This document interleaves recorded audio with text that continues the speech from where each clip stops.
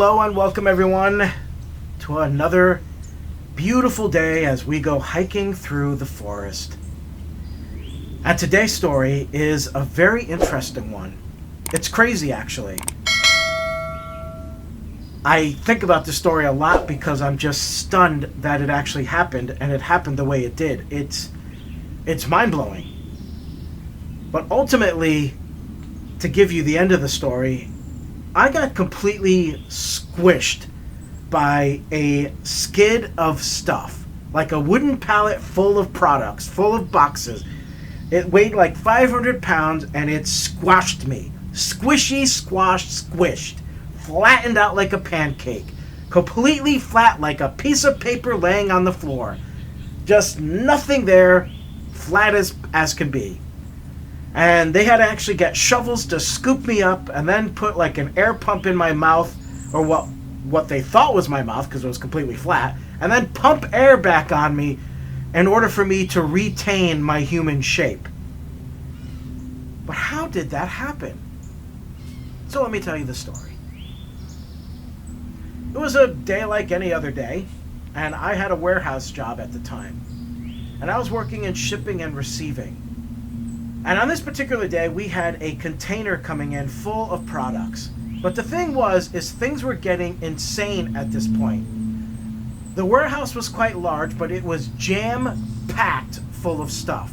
Because these containers were coming in left and right, almost every day.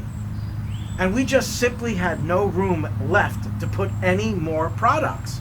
So we had to get creative. And we ended up talking to a truck driver one afternoon. And he goes, well, a little tip that I learned that I've seen in warehouses is take 2 rows of skids and stack them about 3 high. That's about as high as you want to go. And then stack 2 more in the center of those 2 rows. And now you've got 2 more up there. And if you could do that with everything, you should be able to fit everything in there.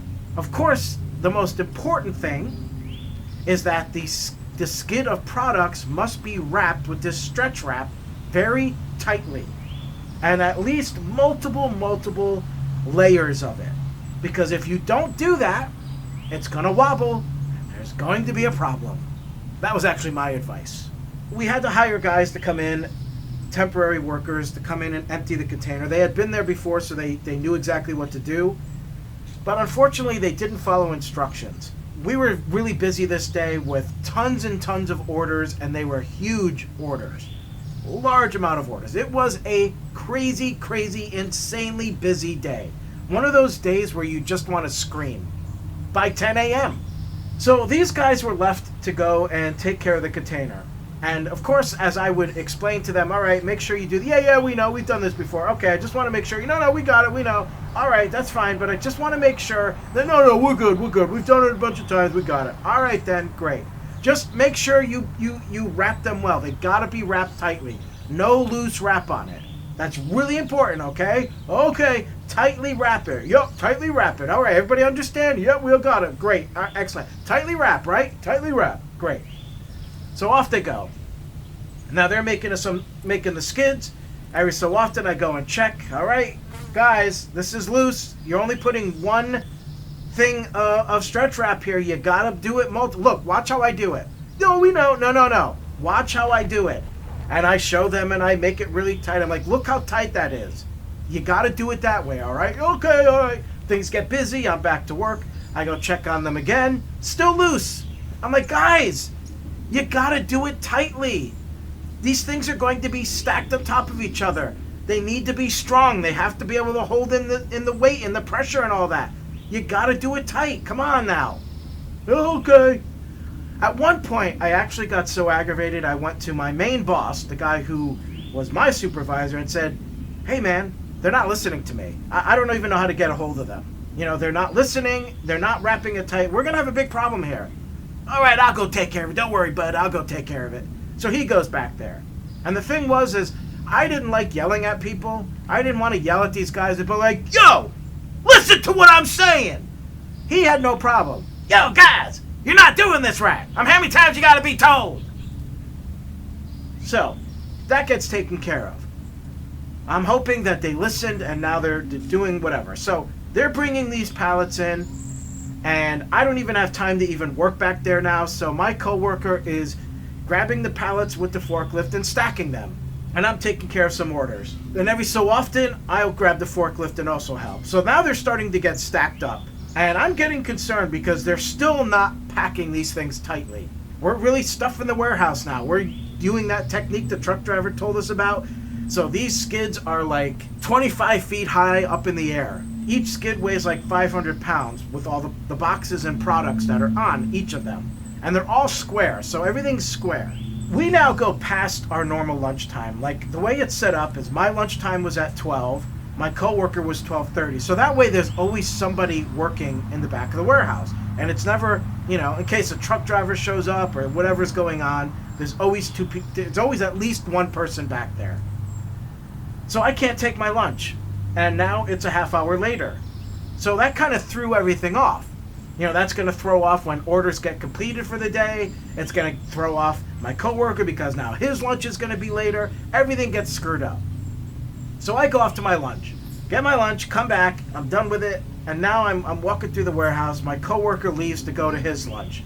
And this is where things start to get interesting. My coworker is someone who doesn't change the direction he's going. If this is what he's doing, he's going to continue doing it. He's not going to veer off. If he decided he is going up the street to go buy lunch, he is going to buy lunch. He is not going to change his mind. He never does. So he leaves. Meanwhile, I'm now looking at this pile of skids that are all stacked up on each other, and I'm like, what the hell did they do? They didn't even listen. And as they started walking away to leave, I'm like, guys, you didn't even listen to me. I told you got to pack this height. This is a mess. And a few of them said, yeah, it doesn't matter because we're not coming back, so who gives a fuck? I'm like, all right, well, what can I say to that? So that was that. We got a big mess headed our way. I see some of the boxes start falling off the skids that are in front and landing on the ground. I'm like, son of a bitch, look at the pressure squeezing out the packages. So I'm picking those up. For some unusual reason, my coworker, who used to be my friend, I don't speak to him anymore, that's a story for another time, decided just as he had gotten into his truck and ready to leave that, you know what, I got some food in the little refrigerator here. I'm not going to buy lunch today. I'm just going to go grab that. That's the first unusual thing. So first you're talking about our lunches being delayed, so that means the time frame of everything changes from the way it normally is. Then you're talking about him getting into his truck, which the warehouse was huge. It took at least 3 to 5 minutes sometimes to go from the back of the warehouse to the parking lot. So you already lose that time off your lunch. So now he's going to lose more of that time by coming back. On the way back, he notices that by the office, we have this little, we had this thing. I talk like I still work there. I haven't worked there in a decade. But there's this thing on the wall, and that's where the orders go. So he grabs the orders because there's a big stack. Once again, both of us had kind of the same rule when it came to lunch. This is my time. I don't do orders. I don't answer calls. I don't do nothing. I'm on lunch now. I'm off the clock. And that was basically so you could take advantage of that 30 minutes and take a break. I would eat my lunch and then typically take a small nap or something, or get some other, if I was writing something or whatever, just a way to wind down before I continued on the rest of the day. And he did kind of the same thing. He would leave for his lunch, he'd go buy it or go stay in his truck or whatever. But this time he grabbed the orders. And now he grabbed the orders, and then he was going to bring them to me and say, hey, I'll eat my lunch real quick and then we'll get going on this because this is a lot.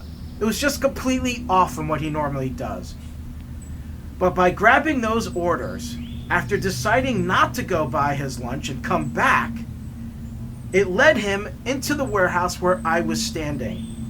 And I am standing there, and he ends up in front of me in the doorway, and his jaw dropped, and all he did was this. That was it. For some strange reason, even though he didn't speak any language, I knew exactly what he was saying. And I jumped. I jumped to the left. I jumped to a point where I was actually flying. And that's why this is even more unusual for what I'm about to say happened. unknown to me, the pallets behind me were silently falling. I couldn't hear it because they weren't making any noise. They were still in the plastic wrap. The pallets that they were stacked on top of were collapsing. So all of those skids, all of that weight, all of those boxes, hundreds of them, were all slowly starting to move forward over me. And he just so happens to have decided not to go buy his lunch and walk back into the warehouse, wasting more time and losing more time off his already delayed lunch, to go grab his lunch from a refrigerator, sees the orders, decides to grab them instead of leaving them like he normally would have and has always done, but for some reason on this particular day decided to grab those orders, and that's what led him to come find me where he happens to walk in at the exact moment that he had to in order to yell for me to jump, even though he didn't say a word. All he said was, "Ah!" But I somehow could feel what he was saying. I somehow knew something bad was happening. Even though I didn't know what it was, all I knew was jump. And it was jump left. Not jump right, jump left. And jump as far as you can possibly jump. There is no time. All of this stuff ran in my head within a half a second. There is no time. Jump now. Do it, do it, do it, do it. And I did. As I was what I would like to say flying, and I have no explanation for how this happened, because I'm going to tell you something crazy in a moment, but as I am moving away, and I am airborne, boxes start smashing into me. They hit me in the head, they hit me in the back. And then that's when I could start to hear the sound. And then the boxes start smashing into the ground and the wooden pallets smash into the ground. And it was like dominoes falling. Just bang, bang, snap, bang, bang, bang. Just this loud, massive sound as all of these boxes and all of this product and all of this weight all came collapsing down. Meanwhile, I land. How far did I land? 20 feet away. I don't have the ability to jump 20 feet. How the hell did I end up 20 feet away? And when I stood up and turned around and looked at where I was standing just a second ago, that was gone. Buried. Nothing but a big pile of boxes full of product and wooden pallets. I couldn't even see my coworker by the door anymore. And I just stood there like, what the hell just happened? And I just couldn't fathom in my head how I flew. So I then walk around the mess and I see my coworker standing in the door with his jaw open, just stunned. And I said, man, that was close. And he looks at me and he turned white. And he was like, what the fuck, man? I thought you were dead. I'm like, what? You were just there. What? I watched the pallets land on you. I was standing here thinking, oh my God, you're dead. I didn't know what to do. I couldn't move. How the hell are you here? And I'm like, I don't know. I thought I jumped, but I ended up 20 feet away. And I pointed to where I was. And he looked and he just was like, how? And then at the same time, we both looked at each other and said, do you know what just happened? A miracle. A real life miracle just took place. And we both had no explanation. We tried to explain it. We looked at where I landed. We looked at the time frame. We looked at how far away it was. And we had no explanation. And we both just agreed. We were just in a miracle. It happened, a real life miracle. At that point, people from the office come running in the back because they heard the noise. The bosses came running in the back. When I explained what happened, I didn't even have to use the word miracle. But one of the women from the office said, oh my God, that is a miracle. A real life miracle. Everybody was thinking the same thing. That was truly an amazing experience because I almost got squashed by a wooden pallet. Not just a wooden pallet, a pile of pallets and products. You know, I had at one point did the math on it of how much weight that was. And it was like 20,000 pounds. 20,000 pounds had landed in that spot. There is no way I would have survived. No way. But when you put it all together and you look at the time frame of everything, that no matter what happened, those pallets were going to fall. Why was I there at that moment in time when they were going to fall, but then got a warning?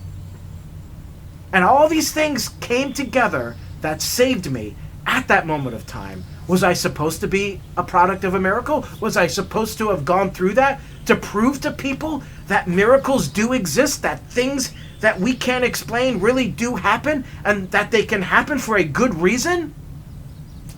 I guess that's really up to you to decide. All I know is that that particular afternoon in September is truly a moment I will never ever forget. And I didn't drive home shaken that day. I drove home feeling uplifted. I mean, I couldn't believe it. I just couldn't believe it. Like, I was there. It happened. It really happened. And all of these unusual events are what led to me getting saved. Amazing. Absolutely amazing. And now, a shameless plug. That's right, it's time for a shameless plug, where I plug something of mine shamelessly. And today, I'm going to promote MikeBurkePhotography.com. Many times when I'm out here on the trails, you'll find me with my camera, snapping away. I love photography, and I have created a website where I sell prints of the many images I have taken over the years. If you're looking for the most perfect, beautiful landscape image, an image of the ocean, of the sunset, of autumn or winter, check out MikeBurkePhotography.com for that most perfect image to hang in your living room. You'll also find plenty of options. You can get it as a print, canvas, a metal print. Check it out today, MikeBurkePhotography.com. And that is the end of my shameless plug. Now, back to the video.